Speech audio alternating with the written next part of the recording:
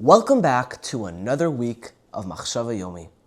As you know, every week we're going to take one deep thought, one real struggle, one question people quietly carry inside themselves and dive into it together. Not just to understand it deeply, but to talk about it, give it language, and hopefully turn it into something that helps us grow.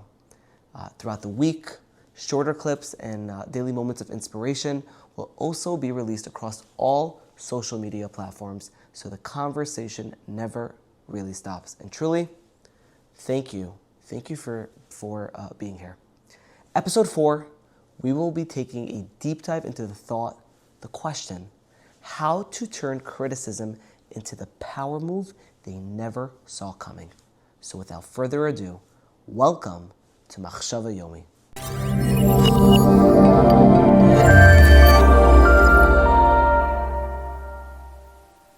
Let me ask you something. Why is it that somebody can say 10 beautiful things to you and have someone else tell you one negative thing, and somehow the negative thing wins? Think about the last few months. People have probably thanked you, encouraged you, appreciated you. Maybe somebody even told you you're doing a great job, that you helped them.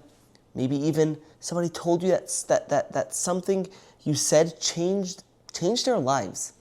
And somehow, most of those moments disappear. But then, there's that one comment. You know, the one that still randomly shows up, the one that still makes your stomach tighten, the one that you replay while you're driving, while you're laying in bed, the one that happened to you years ago, yet somehow still feels current. Why? What is that? Why do words have that kind of power? And if we're being honest, I don't think this is really a conversation about criticism. I think this is a conversation about identity. Because criticism doesn't usually hurt because somebody disagreed with you. Criticism hurts when it starts asking a much deeper question. Maybe they're right. Maybe they see something I don't. Maybe there's something wrong with me. And suddenly, what started as a comment becomes a courtroom. And you're both the defendant and the judge. See, the Gemara in Baba Metzia, Daf Nun Ches Amud Beis, is talking about different kinds of mistreatment. And Rav Yochanan says in the name of Rav Shem Bar Yochai, Gedola oines tevarim oines mammon. Hurting somebody with words is greater than hurting them financially. See, when I learned this Gemara, it bothered me. Like, really? Greater than money? If somebody steals money from me, that's not worse? And the Gemara says no.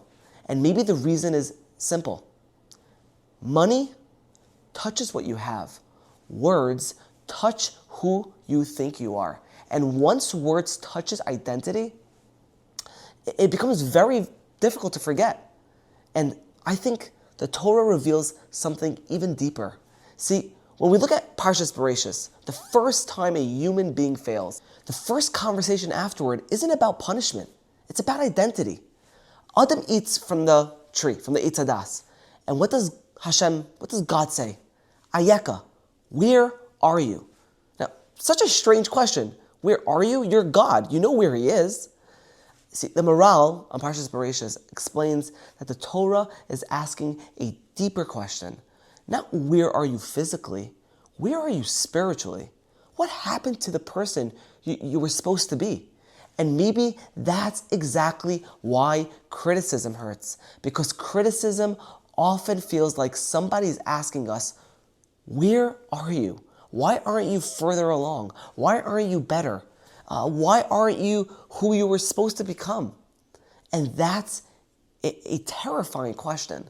Not because we don't have answers, because part of us is already asking it. Then I started thinking about Leah Imenu. Honestly, I think Leah might be the most misunderstood people in the Torah. See, read the names that she gives her children. Ruvain. The pasuk says, Kira Hashem be'ani. Hashem saw me. Shimon. Kishama Hashem. Hashem heard me. Levi. Hapam yilava ishi elai. Now maybe my husband will accompany me. Do you hear what's happening? See, these aren't names. This is literally a diary. This is somebody searching to be seen, searching to be heard, searching to be valued. And if Leah Meinu struggles with that, who doesn't? Every person wants to know, do I matter? Am I enough? Does anybody see what I'm carrying?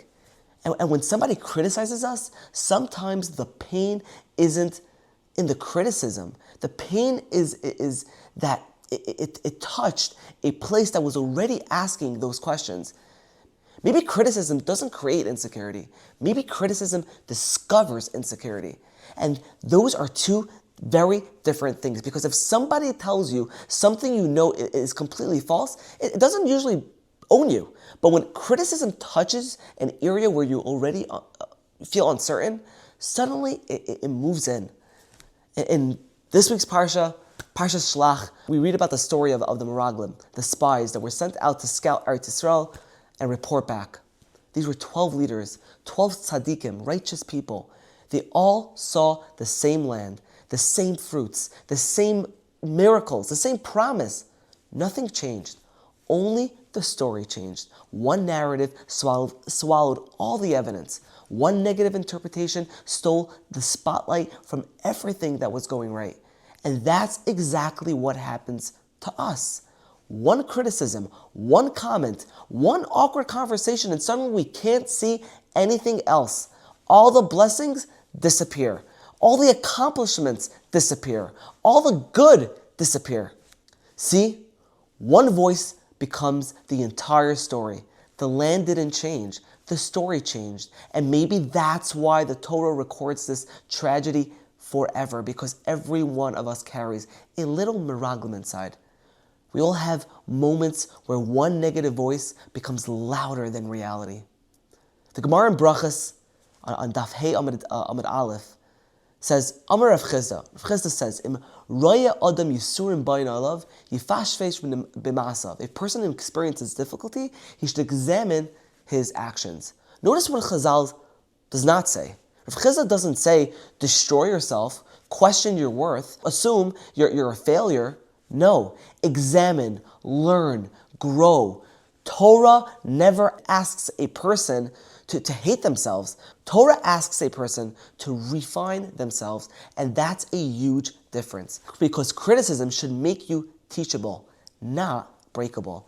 And I think nobody demonstrates this more than Yosef HaTzadik. Everybody had an opinion on Yosef. Everybody, his brothers, Potiphar's wife, the prison, Mitzrayim, Egypt, everybody had a narrative. Yet the Torah keeps repeating the same phrase. Vayhi Hashem es Yosef. Hashem was with Yosef. Again, Vayhi Hashem es Yosef. Again and again. It keeps repeating, Vayhi Hashem es Yosef. Why does the Torah keep repeating it? Because maybe the Torah is teaching us the secret to surviving criticism. Yosef's identity wasn't built from public opinion. It was built from a relationship with Hashem, with God. He knew who he was before people told him who he was. And that's a completely different life. The Chayvas Halvavis, Rabbeinu Bechaya, goes into depth on the fact that somebody who depends on people for inner peace will never truly rest. See, today the people around you will praise you. Tomorrow, they'll criticize you. The next day, they'll forget. And if your worth depends on people, your worth becomes unstable. And as we know, that is really exhausting. And I think that's why compliments often struggle to land. Have you ever noticed this? That somebody tells you, you did amazing. Immediately you go into this mode of, no, honestly, it wasn't a big deal, or you really helped me. No, not really. See, compliments somehow have to fight their way in, while criticism gets escorted in. Why? Because compliments challenge the story we tell ourselves. Criticism sometimes confirms it. That's uncomfortable, but it's also revealing. And as we discussed in last week's episode, how the Sfas Emes says that every person possesses this nekuda pnimius, an inner point, a place untouched by public opinion, untouched by criticism, untouched by praise, untouched by failure, untouched by success, a place that belongs only to Hashem, only to God. And I wonder sometimes how different life would feel if we lived from that place, if we stopped outsourcing our worth, if we stopped handing strangers access to our identity, and if we stopped allowing every opinion to become a verdict. And Perkei Yavis Ben Zoyma asks, Eze hu mechubad, who is honored? And Chazal answers, Ha-mechabed es habriyas, the one who honors others. Not the one who receives honor, the one who gives it. That's such a wild idea because most people spend their lives trying to receive validation, honor, while Chazal says, no, it's the ones who spend their lives creating, giving it. And maybe that's the difference between insecurity and confidence. Insecure people are constantly asking, do I matter? Confident people are busy helping other people feel that they matter. See, in Tehillim, Kapitel Chaf Zayin, in Kapitel of David, Hashem Oyer V'yishi, David HaMelech says something unbelievable. He says, Ki avi ve'imi azvuni v'Hashem yasveni. Even if my mother and my father and mother abandoned me, Hashem gathers me in. David isn't talking about abandonment. He's talking about identity. People can leave. People can misunderstand. People can criticize. People can misjudge. But your worth never came from them in the first place. And therefore, it can never be taken away by them either. Maybe that's the lesson. Maybe the goal isn't becoming somebody nobody criticizes. Maybe the goal is becoming somebody so rooted that criticism can enter the room without becoming the owner of the house. See, some criticism should be heard. Obviously, some criticism should be learned from. Some criticism should be ignored. But none of it should be allowed to decide the essence of who you are, because that decision was never given to people. That decision belongs to Hashem, to God. And maybe that's why one comment stays with us for years. Not because the comment was that powerful, but because we forgot how powerful the soul, our neshama, is. Just think about it. Someone gives you a compliment. Immediately your mind becomes a lawyer. No, they don't really know the full story. It wasn't impressive. They're just being nice. You know, we love cross-examining compliments. But criticism walks right in without showing any kind of identification. And somehow, you give it immediate credibility. See, I once heard something that stayed with me. People don't see the world as it is. People see the world as they are. And maybe that's true about ourselves too. You don't hear criticism based on what was said. We hear criticism based on what already exists inside us. That's why the exact same comment can affect two people completely differently. One person hears and one moves on. Another person thinks about it for 6 months. The comment was the same. The listener wasn't. That is what Shlomo HaMelech is teaching us in Mishlei, Perek Chav Zayin, Pasuk Yotes, when he says, Kamayim hapanim lepanim, kin lev ha'adam la'adam. As water reflects a face, the heart reflects the person. What we hear often reveals what already is happening inside. The Mesilas Yesharim, in his Hakdama of his Sefer, goes into detail of how most people are not failing because they're bad people, because they're evil. Most people are failing because they're distracted. As the Mesilas Yesharim says, what is my duty in this world? We're running, we're busy, never stopping long enough to honestly examine ourselves. And if a person never develops inner clarity, every outside voice becomes louder. Because if I don't know who I am, every opinion becomes dangerous. Every criticism becomes a possible identity. And as we said, Rabbeinu Bachai in Chavis Alavis writes something remarkable. A person whose happiness depends on people, he'll never find rest. Never. Because people themselves are unstable. One day they praise you, the next day they criticize you, the day after that they forgot about you entirely. Imagine building your self-worth on something that changes every 24 hours. No wonder criticism has so much power. Rav Dessler, in his Sefer, Michtav Me'Eliyahu, in Chelik Aleph, he says, Yoser mima shenesina ba be'ikvos ahava, ahava ba be'ikvas hadnesina. This explains that love grows through giving, not through taking. The more a person becomes focused on taking validation, taking approval, taking recognition, the more dependent they become. And the more dependent they become, the more fragile they become. Because now every criticism threatens their supply. Every negative comment feels like starvation. But somebody whose identity is rooted deeper, somebody whose identity is rooted in purpose, in giving, in serving Hashem, serving God, can hear criticism, but process it differently, not as a threat, rather as information. And that is freedom. Freedom from being owned by criticism. And maybe that's why Yosef keeps coming back into this conversation. As we said, everybody had an opinion about Yosef. Everybody. His brothers, Potiphar's wife, and yet the Torah keeps repeating Vahi Hashem es Yosef again and again. Almost like the Torah is whispering, Yosef knows something they don't. And maybe what he knew was this: people can describe me, but people cannot define me. And that's a very different life. And honestly, I think many of us spend years trying to earn something we already possess. Worth, value, a meaning. No wonder one comment can ruin an entire week. No wonder one criticism can overshadow 10 compliments. The problem isn't only the criticism. The problem is that somewhere along the way, you started asking people questions that only Hashem can answer. Questions like, am I enough? Do I matter? Am I valuable? People were never given authority to answer those questions. Only Hashem was. And maybe this is where the Torah introduces one of the most important distinctions a person can ever learn. See, not all criticism is the same. Some criticism is wisdom. It's projection. Also, some criticism is jealousy.